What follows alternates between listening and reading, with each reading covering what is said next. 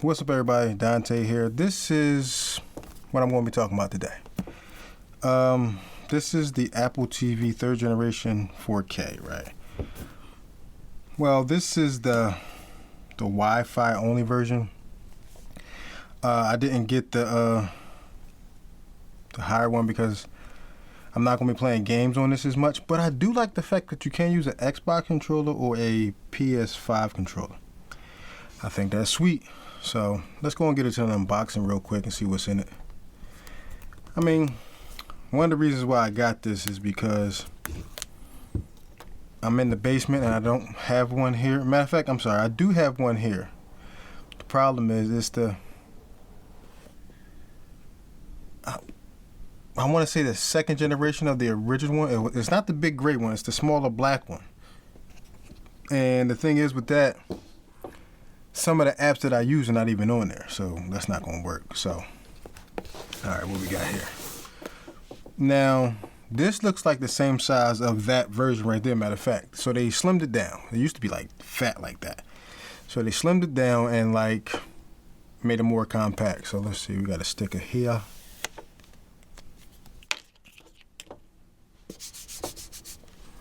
And we got the little circle, whatever. See, on this one, it has an HDMI port and a power supply, and that's it. But when you get the 128 version, you got the Ethernet port there. So, and the reason why people are going with that one because you get more storage because of the possible downloading games and things like that. So you have that as an option if you want to play games on your Apple TV. Alright, what else is in here? Okay, we got the remote. I was trying to peel it off, but I guess that's not going to work. So, alright, now this is what I'm a little shocked about. It's a gray remote, right? That's not the shocking part about it. It has a power button. None of the Apple TVs have ever had a power button. They always just, once you tap it, it turns on and this, it turns your TV on as well. I think that's the coolest feature. We got USB-C, so you can kind of charge this now with a USB-C port. Remote's a bit thicker than the, like I said, the original redesign of the black one. You got the Siri button here for the mic right here, and no more of the touch tone one, where you had to swipe and do these things. You got the directional pad now, which I prefer better because sometimes the swipe will have a delay, and sometimes it will register, sometimes it wouldn't. Volume up and down. You got your back button, your play pause button, mute button, and that's that. Let's see what else comes in this.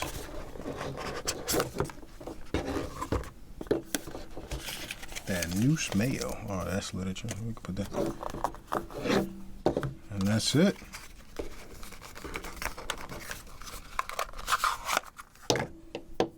Okay. Yeah, so that's pretty much it for that. Now, to my understanding, let me see. Doesn't even say anything on here. But from what I looked up when I got this, this has, Dolby Vision HDR10 Plus. Now that is for Samsung TV. See, Samsung doesn't want to pay the license fee for Dolby Vision, so they still going with HDR10 Plus. So if you got a Samsung TV, if you have a Samsung TV, this is going to work fine with that because Dolby Vision is not on Samsung TVs at the moment.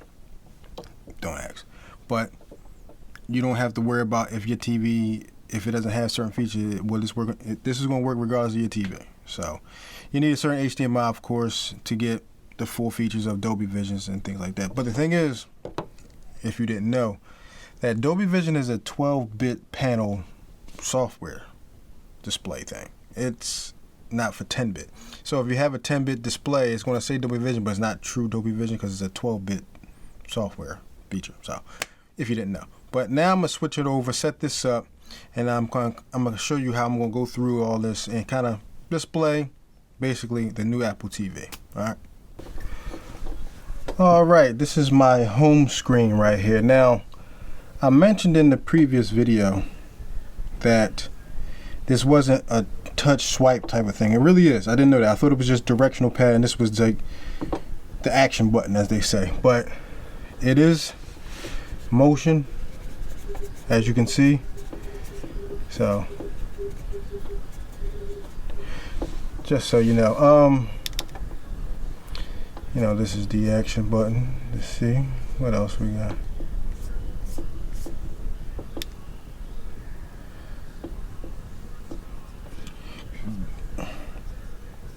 This is Siri button. Let me see. Hey Siri, what's on TV? Oh, you gotta use the remote for that. Oh, okay.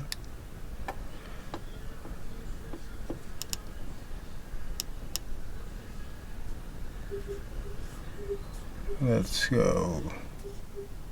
Let's go to TV settings. I kind of wanted to show something here. See, I got it in 4K HDR. When I put it in Dolby Vision, you're gonna see like the difference in the picture. Hold on. This might be a little better now. See how darker it is now for some odd reason? Don't understand that, because last time when I had it up, it was brighter than before. Alright, so let's see. Like, you see the difference in the picture. Let's see if I'm going to HDR real quick. See what I mean? Like, it's much more vibrant in the colors and brightness and some odd reason. So that's what I was saying in the previous video as well, is that, like I said, Dolby Vision is a 12-bit software that your TV like has if it's 12-bit. This is a 10-bit panel, so it's not going to display it in the best way that it should. So something to let you know. What else we got here? Movies, TV shows. I ain't got many apps. I don't really.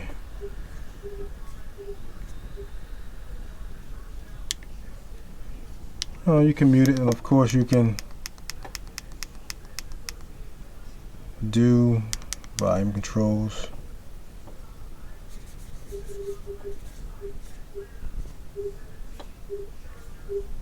Let me see what's on.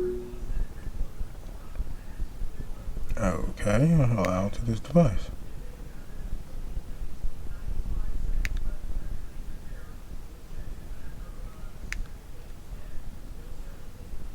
Oh, I don't feel like doing all that. Got shows. Yeah, if you hold the TV button. What else we got here? This is an entertainment room. Sleep all devices. Now playing. What's now playing? What I got playing?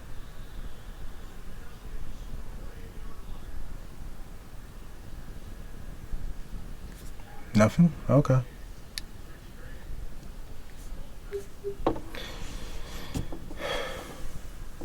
So there you have it. That's pretty much my little setup in Apple TV 4K display setup. You can connect the Xbox controller. Let me see where I go to do that at real quick. Showcase that.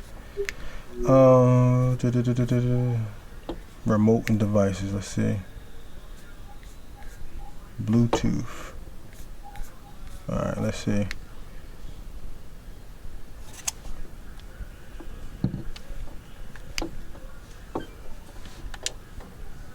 Oops, sorry. How to pair a controller.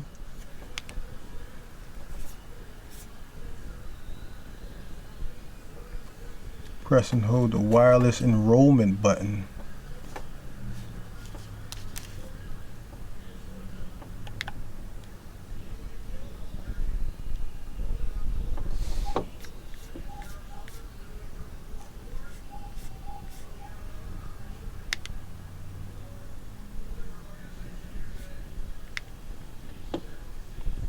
Oh, my controller died on me, so it's not gonna work.